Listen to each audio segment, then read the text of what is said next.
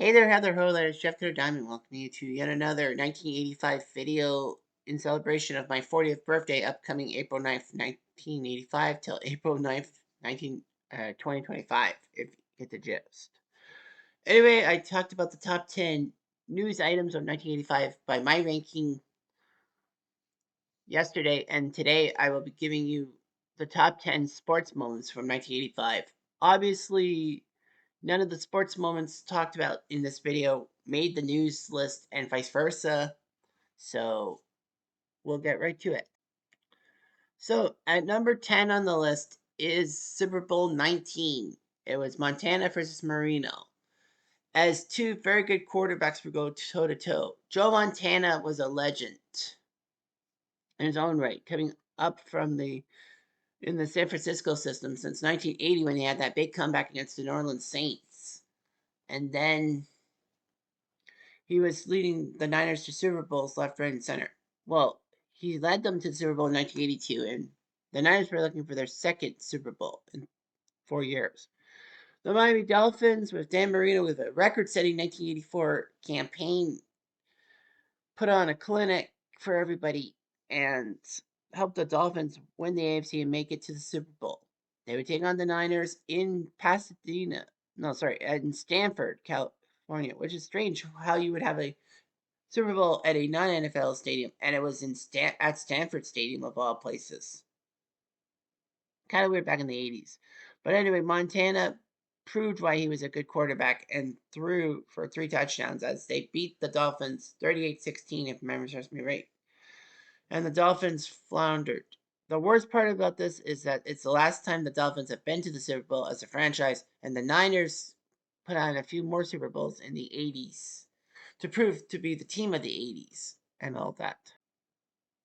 Next up at number 9 is one of the two soccer disasters that happened in 1985. And this one was in Bradford City. It was May 11th, 1985. Bradford was playing their final game of the Division 3 season, now what they call, well, the third tier of English soccer. And Bradford City was going to jump up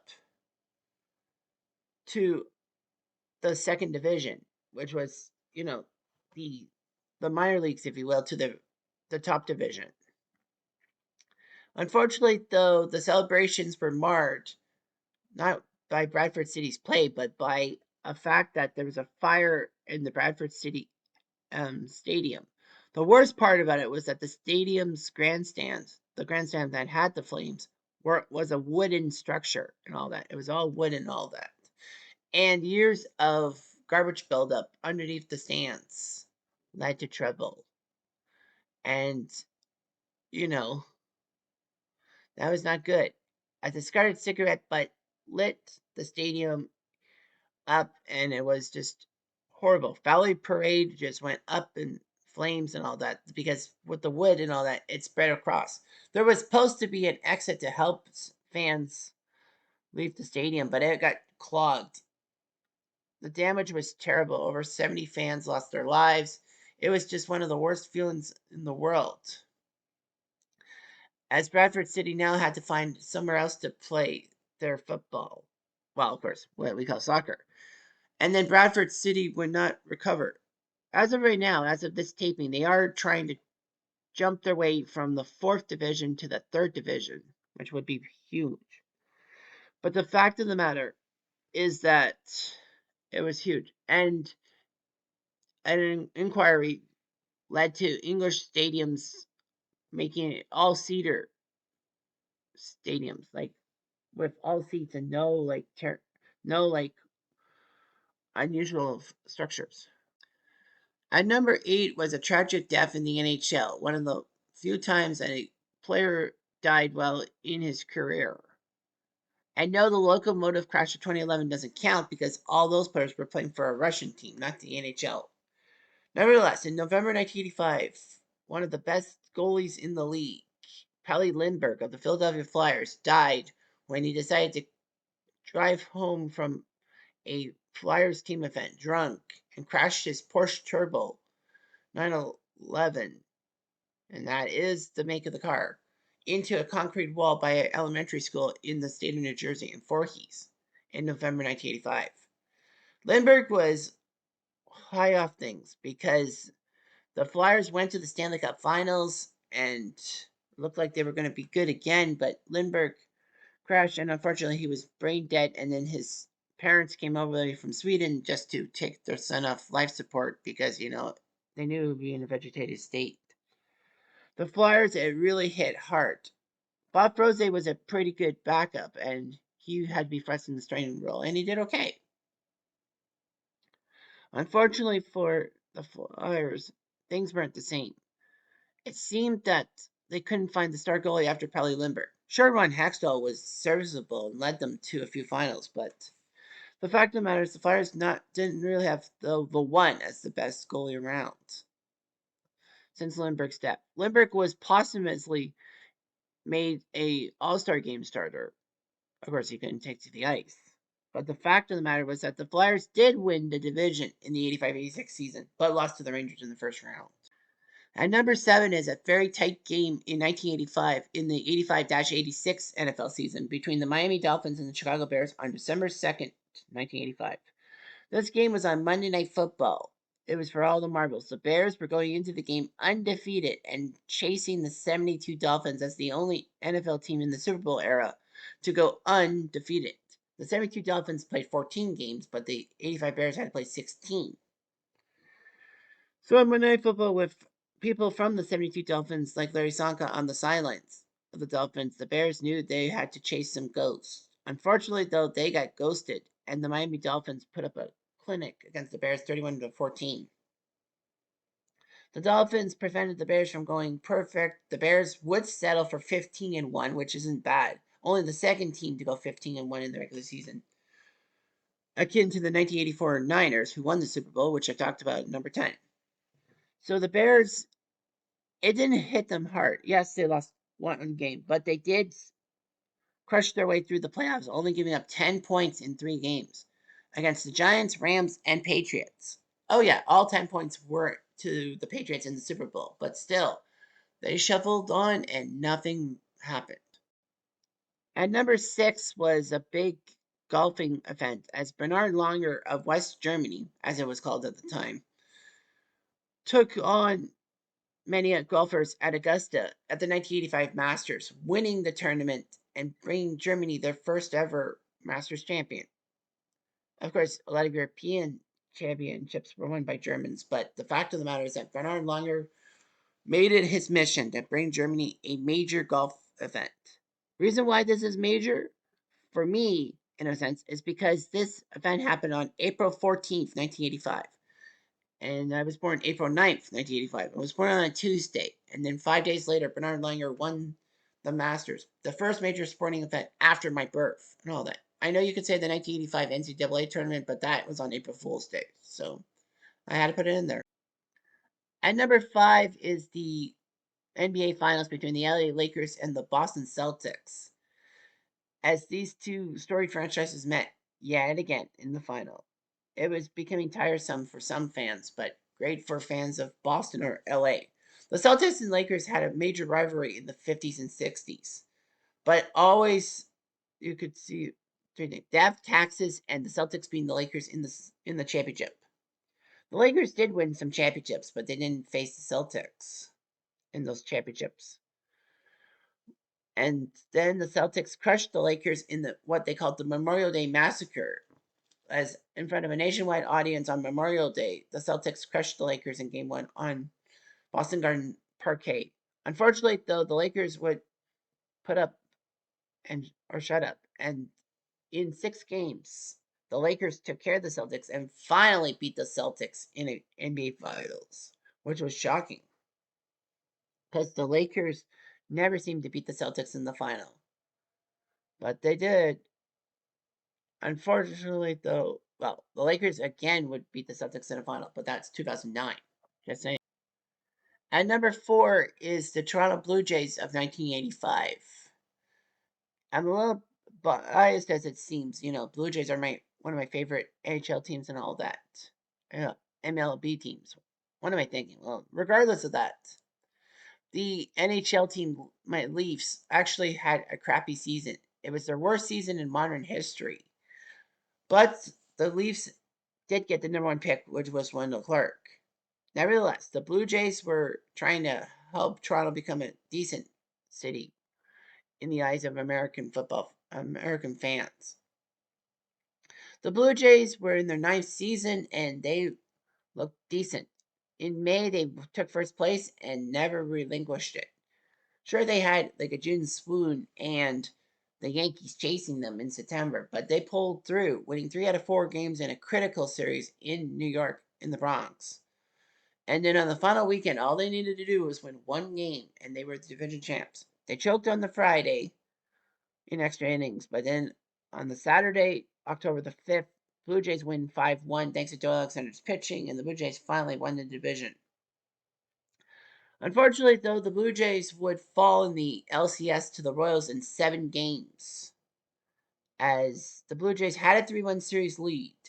Unfortunately, this was the first LCS to be played in a best-of-7 instead of a best-of-5 format. If it was best-of-5, then the Blue Jays would have won the trip to the World Series and would face the Cardinals. In fact, it would have actually given Ozzie Smith's home run, the famous home run in Game 5 of 1985 LCS in the National League, more credence because it would have been a pennant-winning home run. Nevertheless, the World Series was huge, and of course, that leads to a later entry.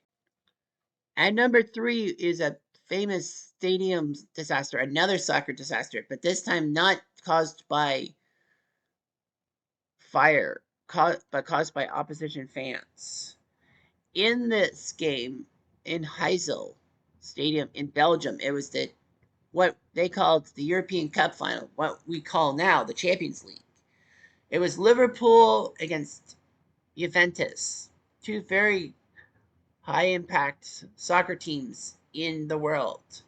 As Liverpool was trying to defend their European Cup championship because they won in 1984, and Juventus trying to win it for the first time in a while.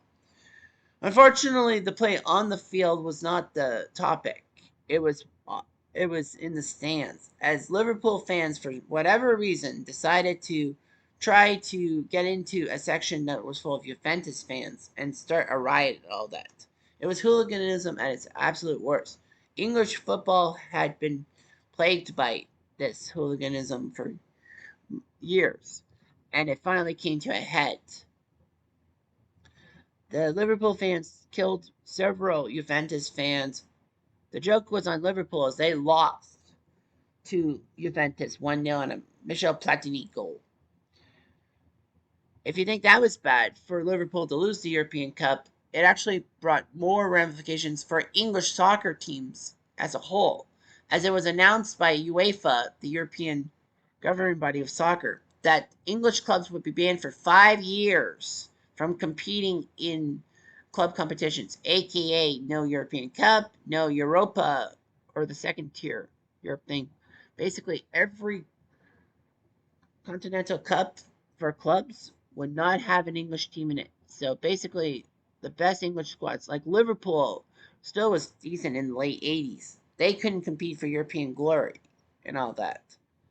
So basically, hooliganism was just, terrible, and something had to give.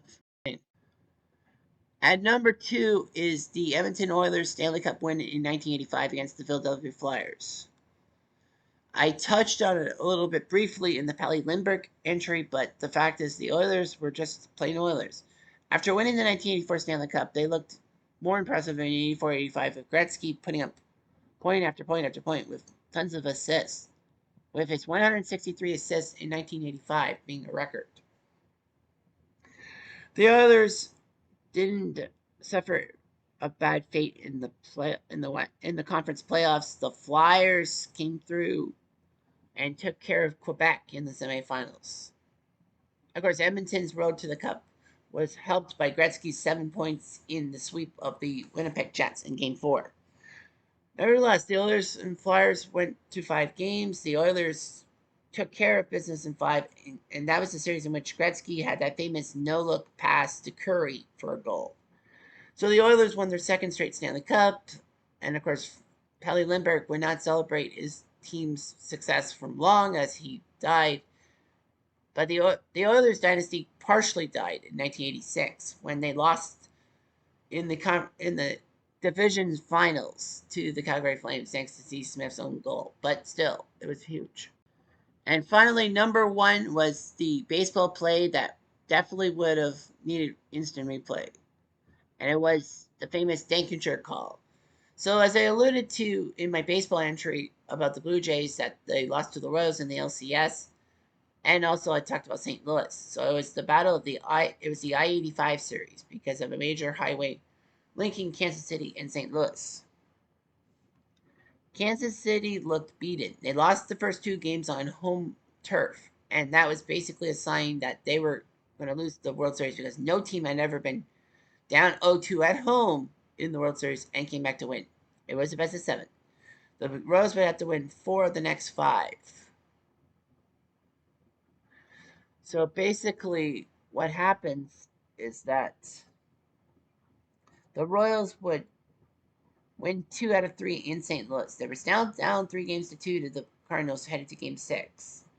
And in Game 6, it was a pitcher's duel. The Cardinals were up 1-0 headed to the 9th inning when Todd Worrell, the hot shot rookie closer, came on the bump and threw a ball to, I think it was to Dane Orich. And then the ball bounced. Worrell was covering first base when Jack Clark threw the ball to Worrell, and it looked like a sure out. Not so fast. Allegedly, the first base umpire Dankinger said that the runner beat the throw. Unfortunately, the instant replays showed that Worrell easily caught it by his stride, and that should have been the first out. Worst off, the next batter Steve Alboni hits a foul pop up that Jack Clark could have caught, and it would have been the first out. But unfortunately, he dropped it. In baseball, that means Clark would get an error, and that Balboni would get another chance at the plate, and he singled. So it was first and second. When unfortunately, Worrell threw a wild pitch to Darrell Porter, moving the runners up to second and third. But Porter had a sign system, but unfortunately, to try to clean his glasses while being catcher, he slipped. And then on second and third, the Royals had the runs going. And then there was a looping single, and a late throw by the Cardinals pulled Darrell Porter up the wrong side of the baseline. And the Royals went on to win 2-1 in Game 6. Lots of people were yelling at Dankinger, and he tried to convince people it wasn't his fault. Yeah, right. Unfortunately, though, there was a Game 7, so the Cardinals could have won Game 7, and all would have been forgotten in a sense. But no, the Cardinals stopped playing baseball in a sense, lost 11-0. John Tudor, the starter, broke his hand on a fan, and Joaquin Andujar was kicked out of the game for arguing. And worst of all, he bumped Dankinger, who was the home plate umpire that game because they do a rotation, and got himself a 5-game suspension. The Cardinals were terrible, but what's lost in the fact is a couple of facts. Number one was that they only batted 185 through the series, so their batting average as a team was worse than the Mendoza line. And second of all, the Cardinals didn't have Vince Coleman, their rookie speedster. Reason being, he got ran over by an Armonic tarp, and a bone chip on the outside of his knee happened, and basically he was he was not going to play the rest of the playoffs. They had to put Tito Landrum in, and he was decent in the World Series, but the Cardinals were not. And that's the biggest story, was Dankinger screwing everything up for the St. Louis Cardinals. The Cardinals would win a World Series in 2006. But anyway, thanks for watching. I'm Jeff Diamond. Adieu.